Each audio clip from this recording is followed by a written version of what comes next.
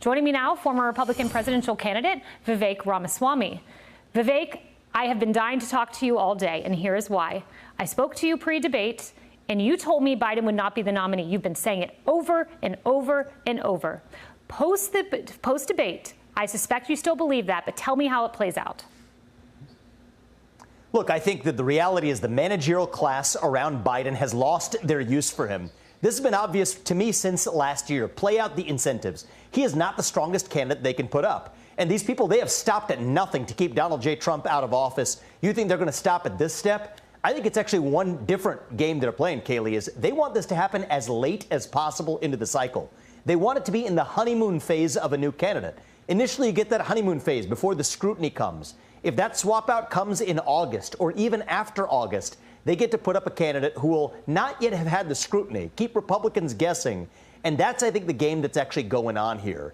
And the reality is, I think there's only two viable choices, really, if you think about it. The Democratic Party is wedded to identity politics. The only reason Kamala Harris got that job, frankly, is because she was a black woman. Don't take my words, take it from the words of the Democratic Party itself, which leaves Kamala Harris or Michelle Obama. That's where I predict this plot ends, and I don't think it's going to happen particularly soon. I think it's in their incentive to wait as long as possible, and that's exactly where I think the game goes from here. Interesting. So August, and you named two individuals. In the meantime, we need to know what's going on with our country. Troops have died overseas. That phone does ring at 3 a.m., and I don't know that Biden's answering, and we need answers. Do you believe that Congress should use their oversight authority to subpoena whomever they can? I don't know if they can do this with current administration. They can certainly do it with former administration officials. Should there be congressional subpoenas to see if KJP is correct that nothing has been hidden from us? Look, I think we should use every toolkit in our arsenal right now. Every leader in Washington, D.C. has a heightened obligation now more than ever because we have a president of the United States who is absent. Forget the election this year, even aside from the election. Just speaking as an American, Kaylee, Americans deserve an answer to the question of who is actually running the country. It is clear after that abysmal debate performance, it isn't Biden.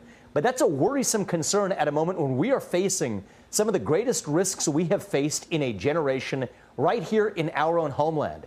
Yes, are there parallels to LBJ in '68? Of course there are. There was a war that we shouldn't have been in an era of global instability. You see that in some cases in multiple times over, not only around the world, but in the risks we face right here at home. Now is not a moment for us to have a commander-in-chief whose seat is functionally vacant. And so should congressmen or anybody else in D.C. doing everything in their power to secure our country in this time of absence at the top? Absolutely is the answer. Well, we have some breaking new reporting coming up about who is running the country. They have a new White House aide. You will not believe who it is. Thank you very much, Vivek.